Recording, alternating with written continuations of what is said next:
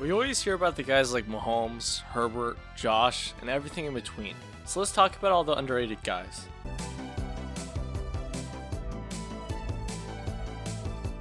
Considering that he's a safety on the same team as Buda Baker, it's not that much of a surprise that Jalen is underrated, but his near 200 tackles, 11 pass deflections, and 4 picks throughout his first few years with the team proves that he's a stud.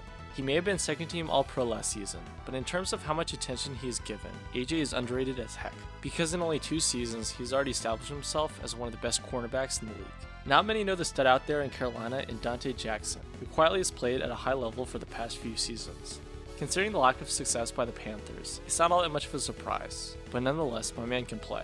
Although people are aware of Eddie, unless you are following the Bears, you wouldn't really know just how good he is. His near 350 tackles, 10 picks, and 33 pass deflections over the past few years are just proof of his insane talent. There are not many as solid as Dalton considering the lack of attention he gets. I mean, he's been in the league for 4 years, and throughout that entire time has not been considered anything above average, even though he's coming off a season with over 800 yards and 8 touchdowns.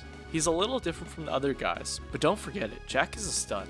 I doubt any of you have heard of him, but Mr. Fox is a unit at punter, and in fact coming off of back-to-back Pro Bowl appearances. Just like Jalen Thompson, not many know of Darnell because of just how good his fellow safety stud in Adrian Amos is. But my man has been locked down for the past few years, and it seems like he only gets better and better. If he was still in Chicago, I likely would still have him on the list, because Allen just keeps staying underrated. He was overshadowed by guys like Devontae and Jefferson over the past few years in the Windy City, and it seems like the same will happen in LA. But no matter the case, my man is a stud, and in fact one of the best at his position. There are not many more undervalued by the media as good old Harrison Smith. He's been playing on an elite level for a decade, and is still one of the most underrated players in football. Crazy how someone who has made 6 Pro Bowls is underrated, but that just goes to show how it is for my man. Just like Harrison, DeMario's been in the same spot for a decade, and just now is getting his kudos with back-to-back All-Pro nods. Plain and simple, he's one of the best linebackers in the league, and now it seems like people are catching on. Crazy enough, Blake is more underrated than DeMario, and although he hasn't made any Pro Bowls, he plays as good as those who do. Maybe it's because he plays in New York, but I just doubt many will notice his talent in the Big Apple unless he's able to go off. You know someone is underrated when you watch football for a sec, and I've heard next to nothing about him. But my man Anthony was a stud in Minnesota, and is now doing the same thing in Philly, so hopefully he can play well enough to get noticed sometime soon. Throughout his 8-year career in San Francisco, Jimmy has flown under the radar time and time again, but he is solid. On a defense littered with talent, it's not that crazy to think that he would be underrated, but don't forget, my man is raw. It may be weird to talk about a perpetual backup quarterback as super underrated, but Geno has been consistently good with Seattle. In the games that he played last season, he passed for over 700 yards and 5 touchdowns with only 1 pick, and now has the chance to start moving forward, so it will be very interesting to see what he can do. Levante is probably the main reason I made this list in the first place, because he is arguably the most underrated player in the league. My man won a Super Bowl and is still not considered on the level of guys like Wagner and Warner, although he may be the best in them all, and I just think that's whack. People may know who Scary Terry is, but the reason he's on here is because of his ridiculous potential, and so the fact that he hasn't made a single Pro Bowl or All-Pro team I think is really rough. A lot of it is likely due to the fact that he's played in Washington, but don't get it twisted, he is a beast. Jeffrey is one of the best D tackles in football, and it just took a few years for the league to take notice. He was second team All-Pro last season, and so it seems like people are catching on to how talented my man is, and I for one think he deserves all the hype.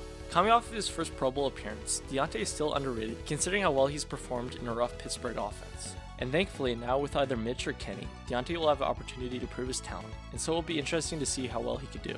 Many of you, including myself, have never heard of John, but he is really solid at defensive end.